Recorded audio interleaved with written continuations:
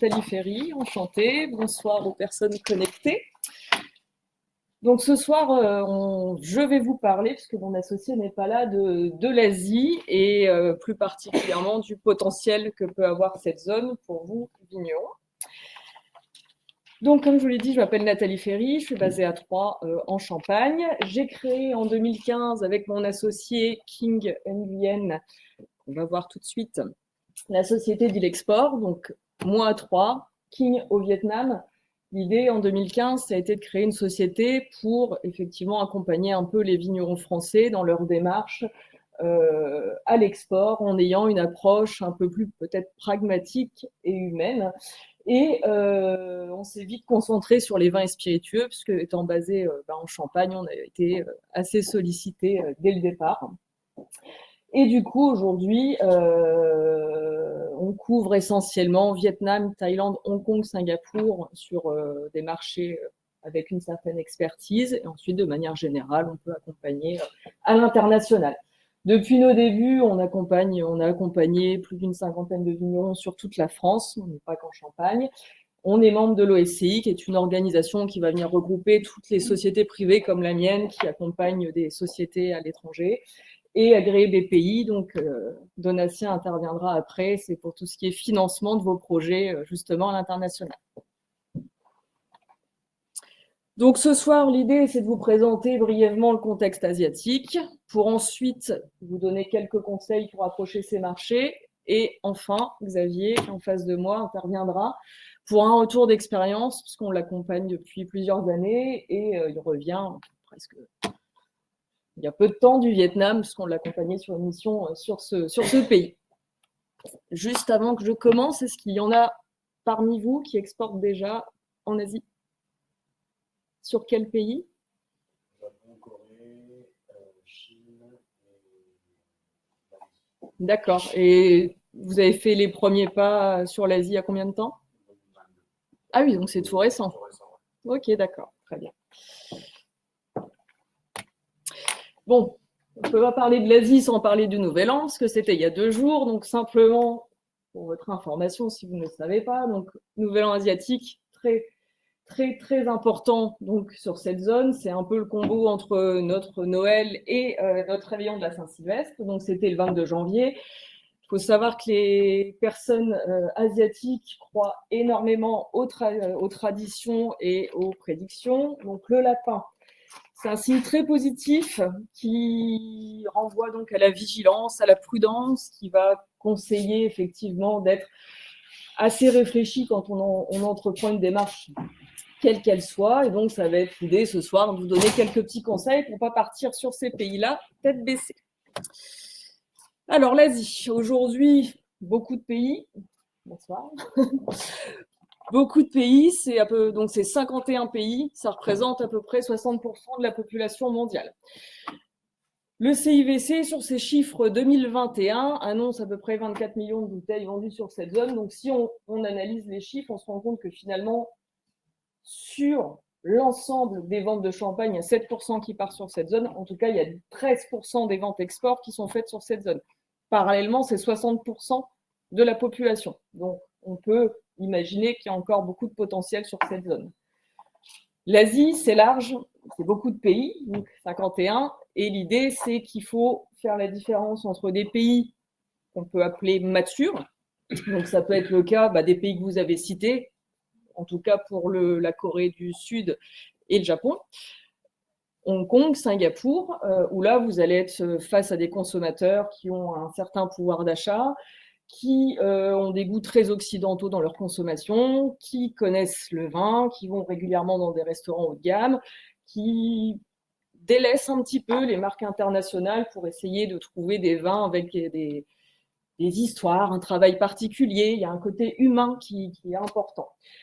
Et en parallèle de ça, vous avez les pays qu'on peut appeler en transition, pays en développement, le pays que tu as fait, Xavier, le Vietnam, où King est basé, ou encore la Thaïlande, où là, vous avez vraiment l'émergence d'une grosse classe moyenne qui dépense de plus en plus, qui a un pouvoir d'achat de plus en plus élevé, qui a aussi des goûts occidentaux, et qui, tout doucement, s'intéresse de plus en plus au vin, et qui, par contre, ce sont des marchés qui seront peut-être plus des marchés synonymes de volume et de prix attractifs, contrairement aux marchés matures où on est plus sur des marchés de niche. Donc, marché mature, on va dire, marché à fort potentiel, mais souvent quand même assez saturé, puisqu'il y a beaucoup de vignerons qui sont déjà présents.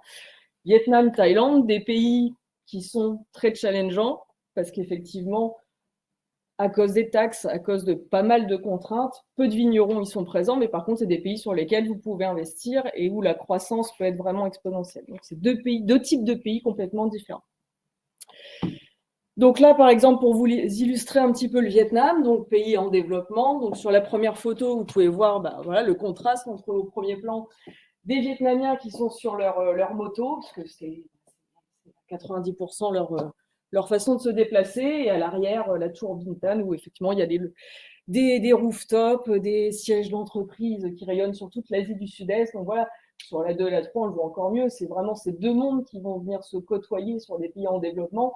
La 2, on voit des Vietnamiens qui sont dans la rue avec le mobilier en plastique, qui sont en train de boire des bières, et dans la même ville, quelques étages au-dessus, vous avez un magnifique rooftop où là, vous avez des personnes qui sont en train de consommer des cocktails, du champagne, DJ et compagnie. Donc voilà, c'est ça, ces pays en transition là. Quand on prend Singapour, pays mature, là c'est différent. Donc, pays ultra développé, vous avez toutes les grandes marques de luxe. Il n'est pas rare dans des avenues d'avoir 3, 4 boutiques Dior à l'affilée. Ben voilà. Il n'y a pas de souci là-dessus. Les consommateurs sont vraiment connaisseurs.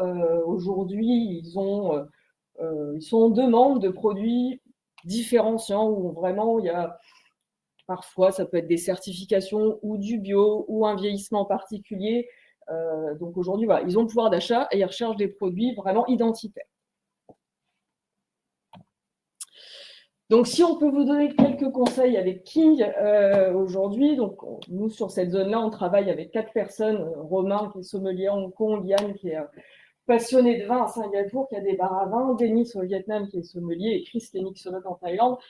Voilà, plus King et moi, c'est ce que disaient un peu les filles au début, voilà, avant de partir de toute façon sur des pays, que ce soit en Asie ou ailleurs, il faut faire votre diagnostic, savoir quelles sont vos forces, ce qu'on va pouvoir mettre en avant si on veut vendre vos produits, parce qu'un produit c'est bien, mais derrière il faut raconter une histoire, et surtout quelles sont vos éventuelles faiblesses. Si on ne part pas à l'export, si on n'a pas les outils export, si on n'a pas des fiches en anglais, si voilà, il y a des outils qui sont nécessaires. Ensuite, il va falloir prioriser les marchés selon votre profil exportateur. Si vous êtes primo-exportateur ou expert, vous allez décider effectivement d'aller sur des marchés matures ou en transition en tenant compte des consommations. Par contre, si vous allez sur des pays en transition, comme le Thaïlande, le Vietnam, encore il y en a plein d'autres, il faut vraiment faire attention parce qu'il y a les seuls, ça peut être très compliqué dans le sens où il y a une différence culturelle, ce que vous avez dit tout à l'heure.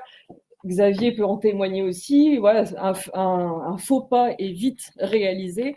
Et après, l'anglais, effectivement, mais ce n'est pas leur langue maternelle non plus. Et donc, il faut vraiment, vraiment avoir connaissance de ça. Et sur ces marchés-là, il est surtout important de pouvoir, à un moment ou à un autre, se déplacer ou, pourquoi pas, recevoir. Mais voilà, c'est des pays sur lesquels il est très important de créer du lien.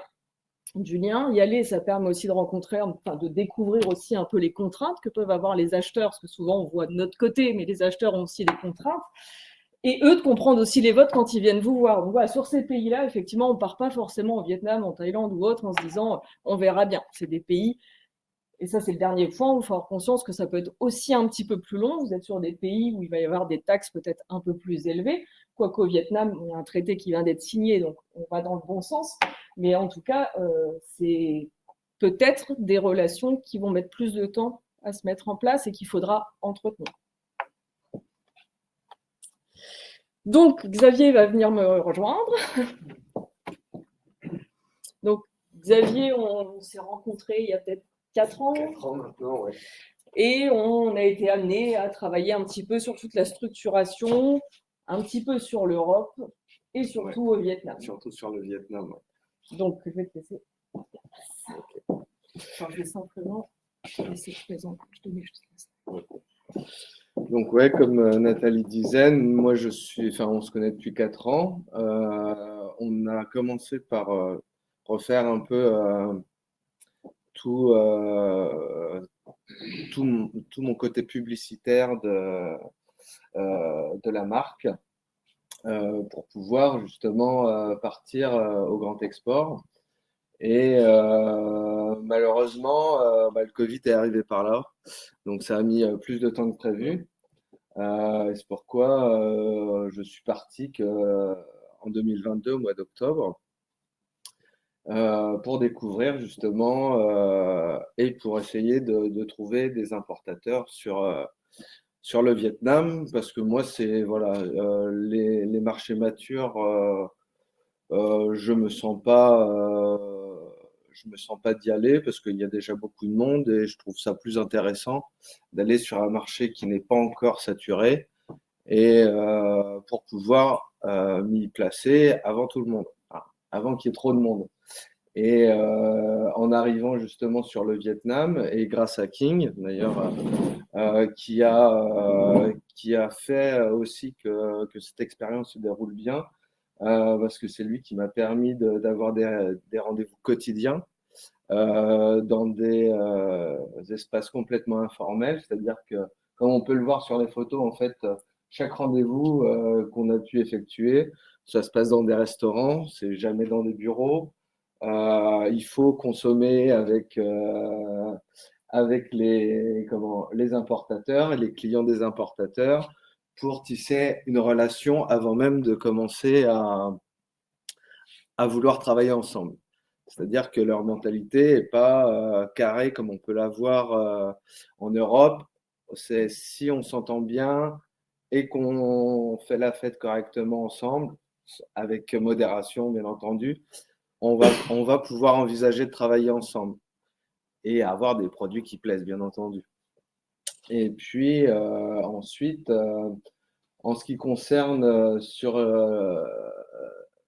l'ensemble des champagnes qu'on peut trouver, justement, on a fait le tour un petit peu et on voit que sur le Vietnam, principalement, on n'a que les grandes marques. On va avoir Moët et Chandon, bien entendu, on a Moom, on va voir un petit peu de Nicolas Feuillatte, mais après, dans les petits producteurs, on va dire, c'est encore très, très limité. Et ça fait qu'il y a un grand gap, parce qu'il y a quand même pas mal de Prosecco. Ils consomment des sparkling, mais entre les Prosecco et les grands champagnes, il y a quand même relativement de la place pour pouvoir s'imposer.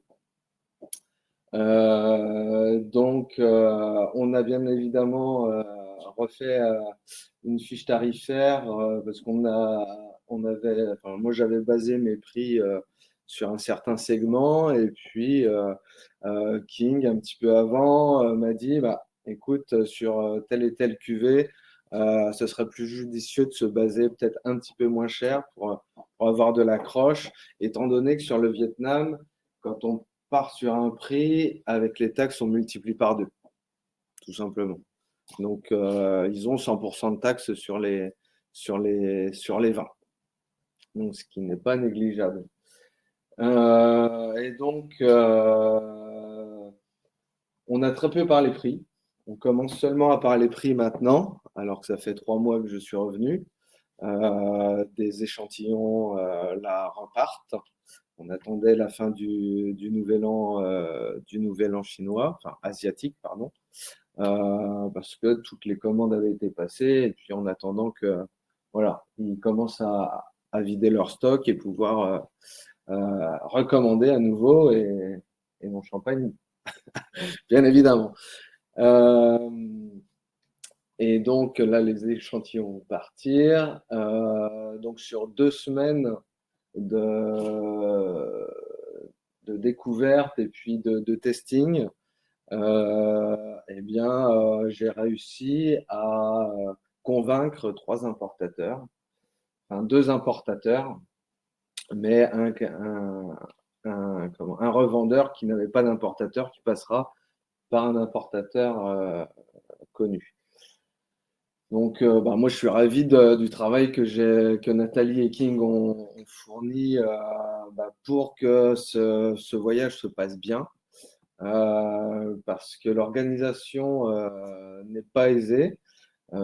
Jusqu'au dernier moment, étant donné que la culture est complètement différente, les rendez-vous qu'on pensait avoir étaient peut-être décalés de 1 heure, 6 heures, une journée, 2 journées. Donc ça, c'est quelque chose qu'il faut s'attendre aussi quand on part en Asie, parce que justement, la mentalité, elle n'est pas du tout la même. Et quand on dit 1 heure, c'est à plus ou moins 1 heure ou 2, quoi. Donc voilà, nous on a le quart d'heure champenois. Eux, c'est 2 heures. Après, c'est le décalage horaire. Voilà, c'est ça. Euh, et, euh, et donc, bah voilà. Moi, je suis très content de, de cette découverte de pays déjà, parce que je connaissais pas du tout. C'était la première fois que je partais en grand export, parce que j'exporte un petit peu sur l'Europe, mais bon, ça reste très peu. Et voilà, je voulais mener un défi personnel et puis aussi développer à l'export parce que mes grands-parents, mes parents ont développé la marque sur le territoire national, très peu à l'export. Et voilà, moi je voulais me lancer un nouveau défi. Et donc, mais me lancer un nouveau défi, mais pas partir tout seul. C'est ça aussi qui est important. C'est que je me voyais pas partir au Vietnam tout seul comme ça, sans accompagnement. Et pour ça, merci Nathalie et King, quoi. Donc, bah voilà. Donc, n'hésitez pas, allez sur les pays émergents si vous pouvez. Moi, j'ai refait une formation d'anglais juste avant de partir, qui était un peu plus spécifique par GEC. Je ne sais pas si vous connaissez, mais c'est une société qui propose des formations et justement qui m'a permis justement d'avoir une aisance un peu plus, un peu plus grande que si j'étais parti sans avoir refait cette formation voilà, spécifique champagne, avec des dégustations, etc. Donc voilà. Oui, c'est toujours pareil, quoi. Prendre des cours d'anglais pour prendre des cours d'anglais, ça ne sert pas à grand-chose. Non, Quand on a voilà. derrière un but, un voyage, des rendez-vous, bon, c'est sûr que c'est Ouais, motivant et puis au moins, c'est de la pratique tout de suite derrière. Voilà, c'est ça. Après, je pense que voilà, c'est prendre des cours d'anglais aujourd'hui avec tout ce qu'on a tous déjà à faire, c'est sûr que c'est pas forcément évident. Après, c'est certain, quand vous allez dans des pays comme ça et que vous êtes capable de vous présenter en anglais, ne serait-ce que ça, se présenter un petit peu le domaine, montrer que vous avez fait l'effort, en fait, tout simplement, de vous présenter dans une langue qu'ils peuvent comprendre, parce qu'on est français, je ne vais pas vous apprendre qu'à l'étranger, on ne rayonne pas par notre facilité à communiquer dans notre langue, donc eux font l'effort, c'est bien qu'on le fasse aussi. Exactement. Et encore une fois, pour tous ces moments informels et tout, c'est la langue, la barrière de la langue, elle est là de toute façon. Encore une fois, on ne peut pas le nier. Mais bon, voilà, le lien, les rencontrer et tout, je pense que vous aviez voilà, tous les moments que vous avez vécu là-bas. En tout cas, il ne faut pas s'en priver parce qu'on ne parle pas anglais. Non. Donc après, il faut s'investir un petit peu. Il ne faut pas se priver. Ouais, exactement. Est-ce que vous avez des questions? Vous l'avez peut-être précisé, parce que là, je n'aurais pas entendu, mais vous avez fait combien de temps sur place? Vous avez changé de ville? Alors moi nous on a fait 2 villes, on a fait une semaine sur Saïgon et puis une semaine sur Hanoï. 2 villes complètement différentes. Saïgon qui est une ville très très dynamique et on est sur la capitale économique, alors que Hanoï on est sur la capitale politique. Donc, c'est 2 villes, 2 sentiments complètement différents. Voilà, Hanoï, on est encore sur le côté très traditionnel, alors que Singapour, on est déjà sur quelque chose. Pardon, sur Saigon. Saigon, on est sur quelque chose de beaucoup plus déjà avancé, avec beaucoup plus de boutiques de luxe françaises et européennes. européenne, pardon. Donc,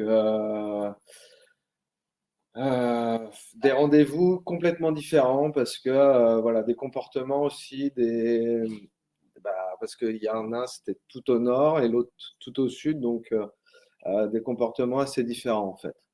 Et après, Non. en général, un business trip sur le Vietnam, on peut même ajouter Da Nang, ça peut être mis dessus aussi, qui est une ville au centre du Vietnam qui est en plein boom. C'est 5 jours. 4 jours et demi quoi, entre l'arrivée là, mais moins, c'est compliqué. Donc, ouais, il faut au moins être 4 jours complètement sur place et faire que du rendez-vous. Après, effectivement, King est là-bas. Donc, on a cette faculté aussi de dire si vous venez une semaine ou autre, tout dépend aussi du temps que vous avez, de l'intensité du planning que vous souhaitez. On a des clients aussi qui font plusieurs pays et tout, c'est-à-dire qu'ils viennent, on fait 4 jours au Vietnam, après on fait 2 jours à Singapour, enfin bref, peu importe, mais moins de 4 jours, ça sert à rien. Ça sert à rien, parce qu'encore une fois, il faut quand même. Voilà, le but de notre approche, c'est de vous faire découvrir le pays. Donc, si c'est pour être dans le taxi, faire un rendez-vous, retourner dans le taxi, voilà, l'idée, c'est aussi de vous montrer comment ils consomment, aller dans les restaurants de rue, voir un petit peu toutes ces problématiques-là, parce qu'après, si c'est juste pour rester entre Français dans un hôtel, ça ne sert à rien d'aller au bout du monde, quoi. Donc, il faut prendre un peu de temps. Et puis avoir le temps aussi de découvrir aussi les cavistes qu'il y a. Il faut faire le tour des magasins. Découvrir les côtés aussi très vietnamiens et puis tout le côté aussi qui est expat.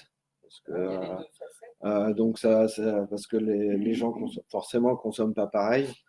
Et savoir si on veut aussi travailler, parce qu'on peut travailler qu'avec des expats, ou aussi on peut travailler avec les gens, avec les Vietnamiens en l'occurrence, et voir c'est ce qu'on veut et comment se positionner. Donc, l'idée après de ces découvertes-là, c'est de rencontrer des partenaires et puis de ressentir un peu les choses et de voir effectivement lequel on peut choisir ou lesquels. Nous, ça nous est arrivé qu'il y a un client qui travaille avec 2 personnes sur 2 cuvées différentes, peu importe. Mais voilà, les déplacements sur ce type de pays, en tout cas, sont importants. Après, c'est des budgets. Aller au Vietnam, ça coûte. Il y a des pays, pour vous en parler après, parce qu'ils sont là pour vous aider. Mais à côté de ça, c'est certain que même si vous ne partez pas en période de prospection tout de suite, parce qu'effectivement, vous dites c'est un peu prématuré et autre, dès que vous avez un partenaire, il faut faire l'effort au moins d'y aller pour faire l'ensemble. Oui, ça c'est important. Et ils sont demandeurs de ça, justement. Ils sont très demandeurs. Donc, est-ce que vous avez d'autres questions? On peut avoir suivi une formation avec l'expert conseil. Oui. Mais quel était votre niveau avant? Ah non, j'avais un petit niveau d'anglais quand même. Je parle et je me fais comprendre. Mais là, on était vraiment sur eux, ils appellent ça niveau 2. Alors, je ne sais pas à quoi ça correspond. Mais en fait, là, on était vraiment sur du travail en anglais un peu évolué, à pouvoir avoir une discussion, avoir des échanges, que ce soit au téléphone, pouvoir conduire une dégustation. C'était vraiment très spécifique, commercialisation justement et dégustation en anglais. Il y a des questions dans la salle. Oui, il y a des Alors, le voyage, les billets, alors on les avait pris bien avant, on en a eu pour 2000 € à peu près pour 2500. Alors oui, et puis il faut savoir qu'après Covid, les prix des billets d'avion ont un petit peu augmenté. Et puis après, au niveau de l'hôtel, il y a tous les tarifs. Après, tout dépend si vous voulez dans un 5 étoiles ou dans un 3 étoiles. Ça va de 30, 40 € la nuit. Ouais, c'est ça. Après, la vie sur place, dans ces pays-là, c'est l'avantage aussi. Ça ne coûte pas très cher. Le taxi, moi je vois, une heure de taxi, c'est 5 €. Donc pour ramener aux Français, c'est rien. Non. La nourriture, on mangeait même dans des restaurants.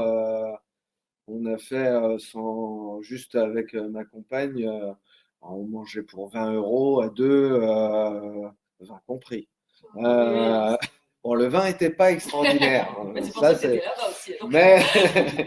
mais, enfin, mais par contre, on a fait, nous, on a choisi un 5 étoiles et puis un 4 étoiles. Donc, les gens sont vraiment très accueillants là-bas. C'est ça aussi qu'il faut noter, c'est que on est sorti parfois très tard. On était à pied, zéro sentiment d'insécurité. Les gens, dès qu'on est sorti de l'avion, on était un peu perdus, sont venus vers nous pour nous aider, pour nous indiquer. Donc, de la bienveillance qu'on a plus, qu'on avait peut-être en Europe, mais qu'on a plus en Europe. Et ça, c'est vraiment sympathique. Oui, au tableau. Alors oui, sur le traité, Alors le traité, alors ça, je suis pas trop encore. Alors les taxes, pour l'instant, bah, elles sont pas encore abolies, hein, enfin, d'après ce que j'en sais. non, en fait, C'est en cours, mais ça a été ratifié en 2020. Enfin, l'application, c'est depuis 2020. Là, à partir de cette année, il y a 60. Ah oui, excusez-moi, monsieur. Donc, à partir de cette année, ouais, il y a 65% des transactions, des exportations vers le Vietnam qui vont se voir exemptés de droits de douane, de taxes. Sauf que le vin n'est pas dans ces 65%. Et en fait, ce traité-là prévoit que pour les autres produits, dont le vin, ça va se faire sur les 10 années qui vont arriver avec un système, on va dire, dégressif. Et donc, pour qu'à la fin, au bout des 10 ans, les taxes soient réduites de 99%, semble-t-il. Sachant que pour l'instant, effectivement, il n'y a rien de fait concrètement et qu'en ce moment, si vous avez une commande qui part demain, les taxes payées par l'importateur restent les mêmes pour le moment. Ça va bouger. Tout ce qui est produit un peu premium, luxe, je pense qu'ils vont peut-être tarder un petit peu dans la mise en application. Mais bon, le terme, enfin, les 10 ans sont réels. Après, à quel moment ça va s'enclencher dans ces 10 années-là pour qu'à la fin des 10 ans, ce soit réduit de manière significative, pour l'instant, c'est.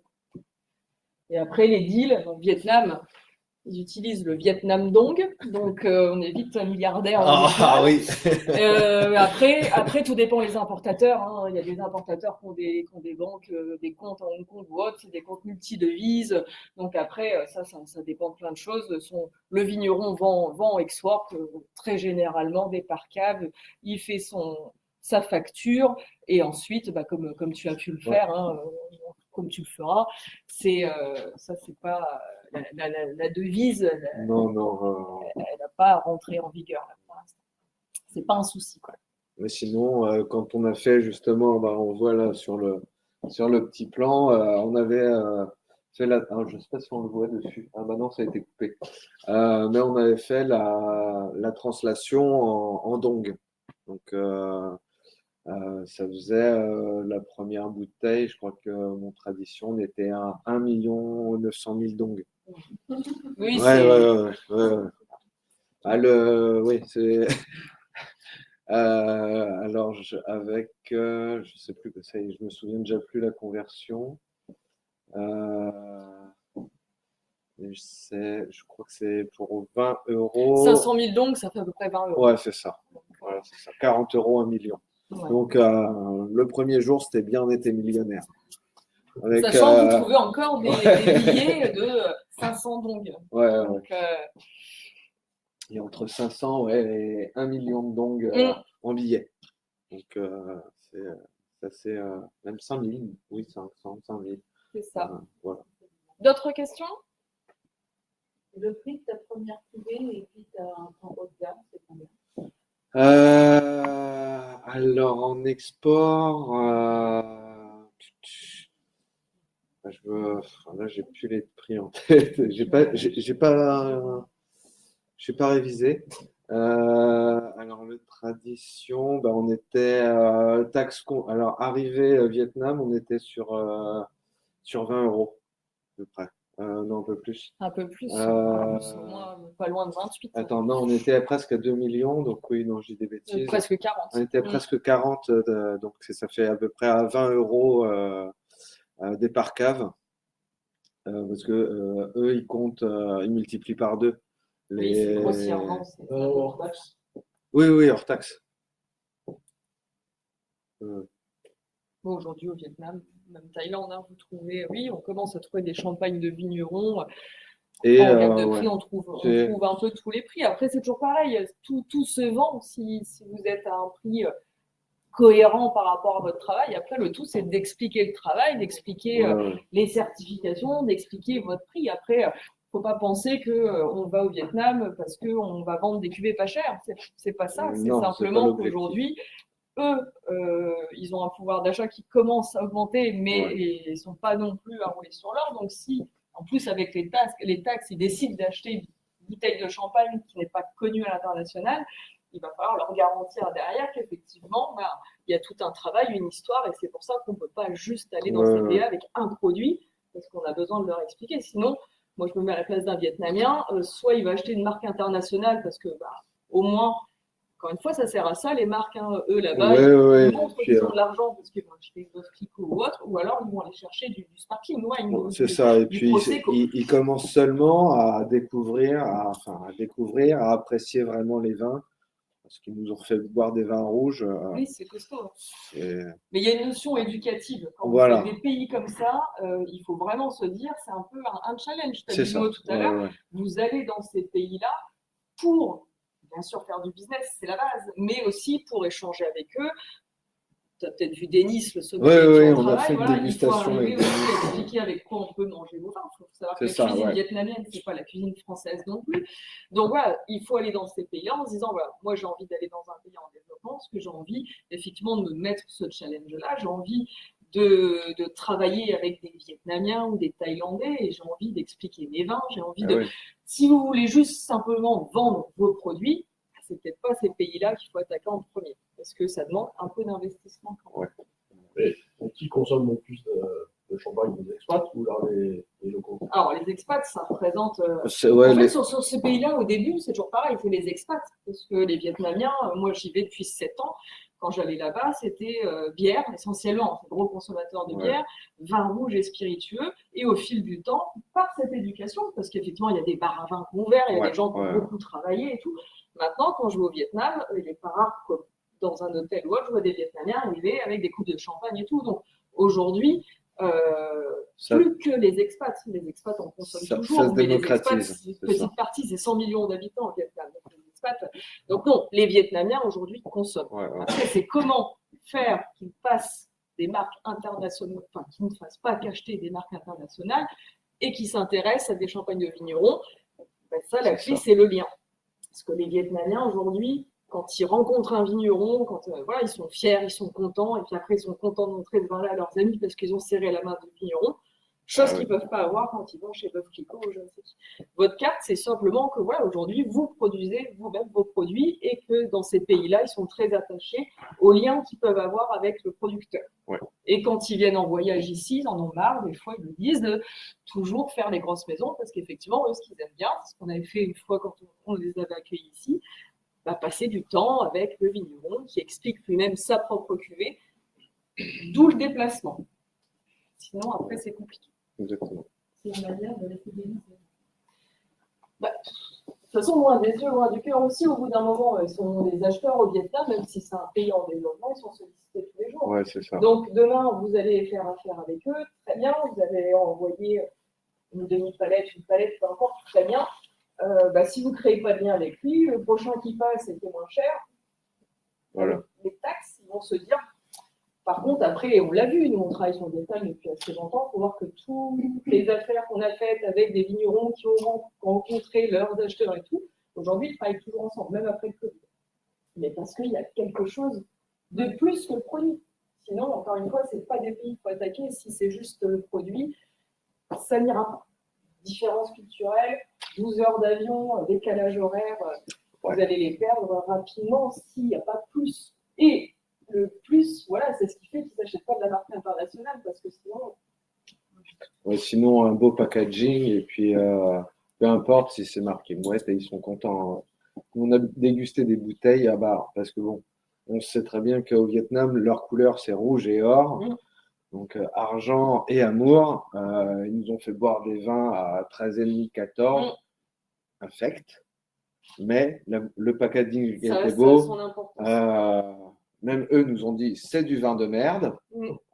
Mais voilà, la bouteille est belle, machin qui a beaucoup d'argent en achète, donc tout le monde en achète, même si la qualité n'est pas là. Le packaging est là. L'apparence est importante. Voilà. Qui l'achète aussi. Non, Donc après, l'influenceur finalement. ça existe aussi en France, ça, après. Hein. Mais Donc, c'est vrai qu'ils sont sensibles à ça. Encore une ouais. fois, ils essaient de montrer qu'aujourd'hui, ils ont un certain pouvoir d'achat. Ouais. Et justement, ils n'ont pas demandé une étiquette spéciale pour importer? Alors non, il n'y a qu'avec une seule personne avec qui on est en train de mettre quelque chose en place, mais là c'est parce qu'il a des établissements privés et il y avait déjà quelque chose de travailler en amont et lui il voudrait juste sa marque pour ses établissements. Voilà. Étiquette ou contre-étiquette? Étiquette. Étiquette. Mais bon, là, c'est pareil, ils se débrouillent. Hein. Oui, Je leur ai dit, mais alors moi, en ce moment, j'ai des petits soucis pour avoir des coiffes. Ils m'ont dit, pas de problème, nous, on fait. Il n'y a pas de souci, nous, on fait. après, c'est vrai Donc, qu'on a été amené, même avec d'autres personnes, à faire même des cuvées complètement slivées dans certains établissements, donc complètement habillés. Ouais. Après, c'est sûr que c'est des projets sympas et qui ont été financés à 100% par l'acheteur, hein, tout simplement, Ouais. mais réalisés avec le vigneron, l'acheteur, et quand ils se sont mis d'accord, et ben, on a slivé et puis c'est parti, c'était pour le Vietnam. Et alors, tiens, une petite différence, les expats, ils vont aimer les vins, enfin, les champagnes qui sont bruts, extra bruts, et les Vietnamiens, ils vont aimer plutôt les choses sucrées. Encore, oui. Et ça, c'est encore compliqué, notamment là, pour la personne avec qui on est en train de finaliser le projet. Il me demande sur des vieux vins de rajouter du sucre et ça me fait un peu mal, mais après, c'est leur goût, il faut s'adapter au marché, quoi. Après, ça évolue. On l'a vu sur tous les pays d'Asie, mais c'est sûr qu'il y a une période où, effectivement, c'est toujours la même chose, qu'ils vont passer du vin rouge au vin blanc, au champagne, au champagne sucré, pour aller tout doucement vers des dosages moins importants. Mais là, il y a déjà eu beaucoup de travail de fait, parce qu'avant, c'était que des champagnes très, très sucrés, et de plus en plus, maintenant, on voit d'autres types de champagne, mais effectivement, ça prend du temps.